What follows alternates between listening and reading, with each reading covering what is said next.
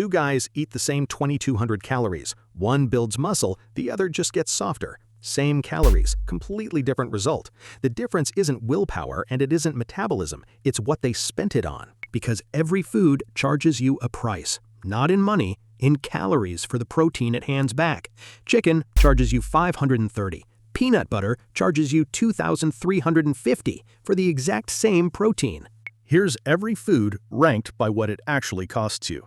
First, the number that decides everything.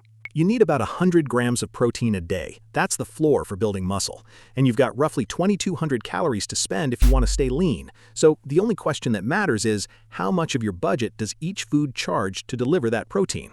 Cheap foods hand you the protein and leave the rest of your day alone. Expensive foods eat the whole budget and barely pay you back. That's it. That's the entire game, and almost nobody is playing it. So here's what's cheap. Tuna, 460 calories for your full 100 grams. That's a fifth of your day, and you're done. Chicken breast, 530. A scoop of whey, 480. Greek yogurt, 590. Cottage cheese, 650. Lean beef, 660. Every single one of these hands you 100 grams of protein for under a third of your calories. That's the whole S tier, and it's boring on purpose. Notice what they have in common. They're all mostly protein and water, almost no fat, almost no sugar. That's the entire trick. The cheapest foods are the plainest ones. Now the ones lying to you. Almonds. Everyone calls them a protein snack. To get your 100 grams from almonds, you'd eat 2,750 calories. That is more than your entire day from one bowl of nuts. Peanut butter, 2,350. Granola, over 4,000. And olive oil is the purest example. It has zero protein, so it charges you 120 calories a spoon and pays you nothing back at all. These aren't junk food. They're genuinely healthy. That's exactly why they're dangerous. Nobody counts them. You feel virtuous eating a handful of almonds and a spoon of peanut butter, and you've quietly spent 400 calories and gained about 8 grams of protein. Whole eggs sit in the middle. Great food, but 17 eggs and 1,200 calories to hit 100 grams. Eat them because you like them, not because you think they're your protein source. And then there's the stuff you already know is expensive. A Big Mac charges you 563 calories and hands back 25 grams of protein. That's a quarter of your day for a quarter of your protein. Honestly, not the disaster people think. Large fries, though, 490 calories, 6 grams of protein. A milkshake, 840 calories, almost nothing back. And 6 pints on a Saturday is over 1,000 calories that pays you nothing at all.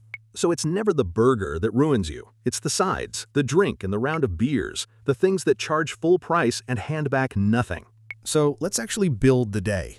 Breakfast, 300 grams of Greek yogurt. 30 grams of protein, 177 calories. Lunch, 200 grams of chicken, 62 grams of protein, 330 calories. 1 scoop of whey in the afternoon, 24 more grams for 120.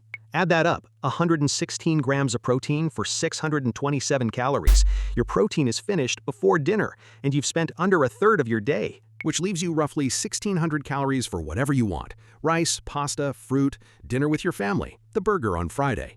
You bought your protein cheap so you can afford everything else. And then lift. Protein is only the material. The training is the instruction to use it. Same 6 lifts, 3 days a week, and add weight when you can. Here's the part that stings. The guy who eats the cleanest is often the softest. Nuts, avocado, olive oil, smoothies, granola. Every single one is healthy, expensive, and low in protein. He's not eating badly. He's paying full price for food that never pays him back, and then wondering why he's soft at 2,000 calories. So stop sorting food into healthy and unhealthy. Sort it by price. Buy your 100 grams of protein for under 700 calories, spend the rest on whatever you actually enjoy, and lift heavy enough to use it. That's the whole thing.